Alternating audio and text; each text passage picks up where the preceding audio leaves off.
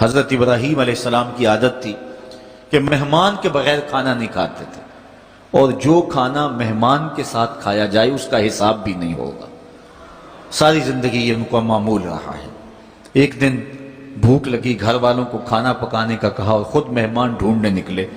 ایک شخص کو جو کہ بوڑھا تھا لے آئے، دسترخوان پہ بٹھایا، کھانا جب لگ گیا تو اس کو کہا اللہ کا نام لے کے شروع کرو۔ اس نے کہا میں تو اللہ کو نہیں مانتا۔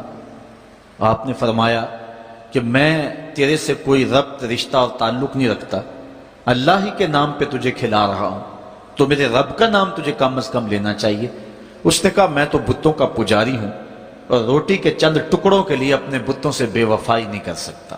حضرت ابراہیم علیہ السلام بولے جب تو اتنا غیرت مند ہے کہ میرے رب کا نام نہیں لیتا اور اپنے بتوں سے بے وفائی نہیں کر سکتا، تو پھر میرا بھی تو کیا لگتا ہے، اگر میرے رب کو نہیں مانتا تو میں تو کھانا اس رب کے نام پہ کھلاؤں گا، کھاتا ہے تو ٹھیک، نہیں تو تیری مرضی۔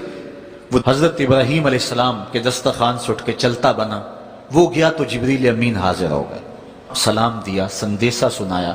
رب کہتا ہے اے میرے خلیل، تو نے میرا ایک بندہ ناراض کر دیا۔ یا اللہ، وہ تیرا بندہ تھا، وہ تو تیرا نام لینا گوارا نہیں کرتا تھا، اور تو فرما رہا ہے کہ وہ میرا بندہ تھا۔ ارشاد ہوا ابراہیم بتاؤ اس کی عمر کتنی ہوگی؟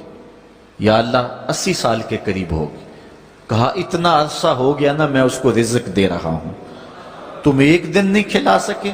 اب حضرت ابراہیم اس کو ڈھونڈ رہے ہیں، وہ دور پہاڑ پہ جا چکا ہے، اس کے قریب پہنچے، کہا میاں کھانا ٹھنڈا ہو رہا ہے جلدی آؤ۔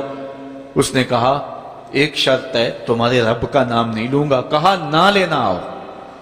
تو کہنے لگا لہجے میں اتنا گداز، اتنی نرمی کیسے آ گئی؟ تم تو کہتے تھے رب کے نام کے علاوہ کھلاؤں گا نہیں۔ کہا کہ اسی رب کا ہی تو پیغام آیا ہے کہ میں بھی اس کو دے رہا ہوں۔ اس نے کہا اگر تیرا رب اتنا اچھا ہے تو کھانا بعد میں کھائیں گے، پہلے اس کا غلام بنا لے مجھ کو۔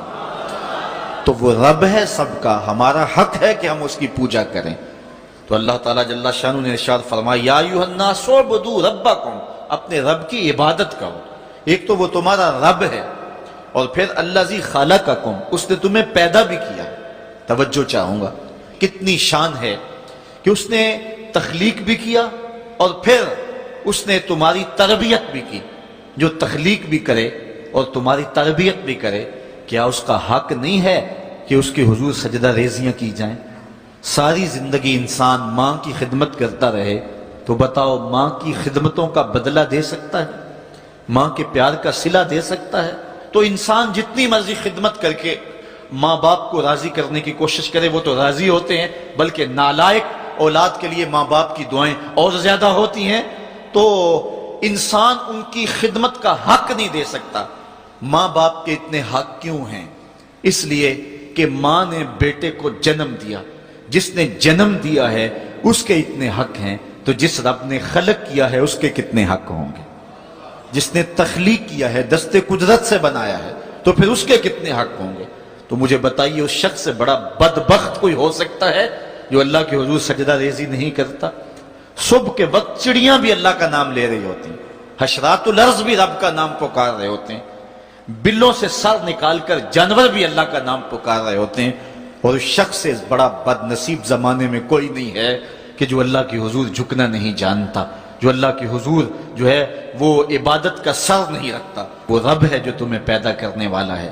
ماں کے رحم کے اندر کون نقش و ونگار دینے والا ہے؟ کس نے گوشت کے لوتھڑے کو بولنا سکھایا ہے؟ کس نے چشم خانوں کے اندر روشن چراغ رکھ دیے ہیں؟ اور کس نے سر کے اندر ایک نشیط اور روشن دماغ رکھ دیا ہے؟ کس نے ہاتھوں کو پکڑنے کی قوت دی اور کانوں کو شنوائی کی طاقت دی؟ اور کس نے جو ہے وہ سونگھنے کی قوت اور قوت شامہ ناک کے نتنوں کے اندر رکھ دی؟ کون ہے جو ٹانگوں میں زور پیدا کرتا ہے؟ کون ہے جس نے چھاتی کو طاقت دی؟ کون ہے جس نے انسانیت کو احسن تقویم بنایا؟ انسان، کیا تیرا حق ہے کہ مسجد کے قریب سے تو گزر جائے اور اللہ کا نمائندہ پکار رہا ہو حی علی الصلاۃ حی علی الفلاح، آجا نیکی کی طرف، آجا نماز کی طرف، اور تو جو ہے وہ اس کو سننے کے باوجود گزر جائے؟ ایسا ہو سکتا ہے کہ تو اس کے حضور آئے نہ، حاضر ہی نہ ہو؟ یہ بد نصیبی نہیں تو اور کیا ہے؟ اللہ تعالیٰ جل شانہ ہمیں اپنی عبادت کی توفیق نصیب فرمائے۔